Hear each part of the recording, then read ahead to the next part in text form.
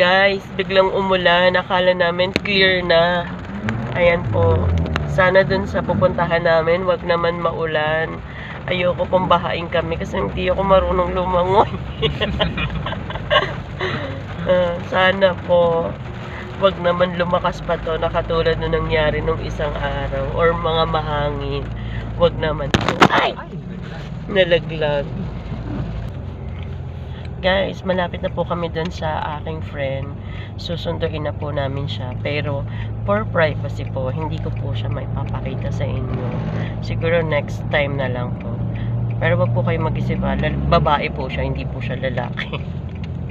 Yan po yung kaibigan namin na private talaga siya. Private person po talaga siya. Hindi niya po inaano na makapalabas sa ganitong mga social media.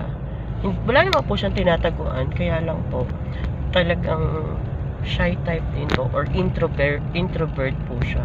Sobrang mahiyain po siya, mahiyaing tao.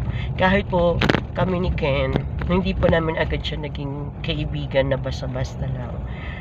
At hindi rin po kami nagsasama ng ibang mga tao na pagkasama namin siya.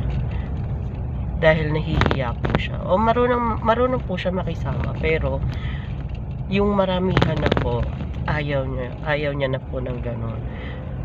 At, siguro po, nagiging madaldal lang po siya pag kami yung kasama ni Ken. Pero pag yung iba po, sobrang tahimik niya na po. Or meron naman po kaming nakakasama na pumunta sa kanya.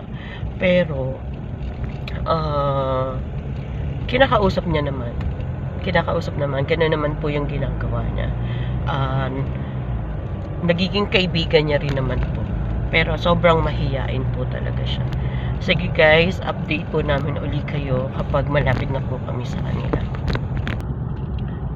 Guys, malapit na po kami dun sa friend ko. Hindi ko na po ipapakita yung kung anong lugar nila. Eto na guys, malapit na po kami sa kanila.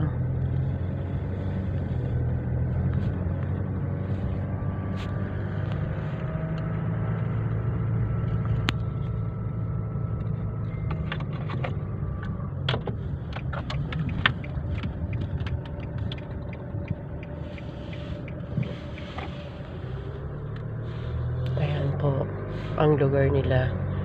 Sobrang tahimik po. Pag nandito ako, medyo nalulungkot po ako. Namimiss ko po ang ingay sa amin. Sige po guys. Thanks for watching. Bye!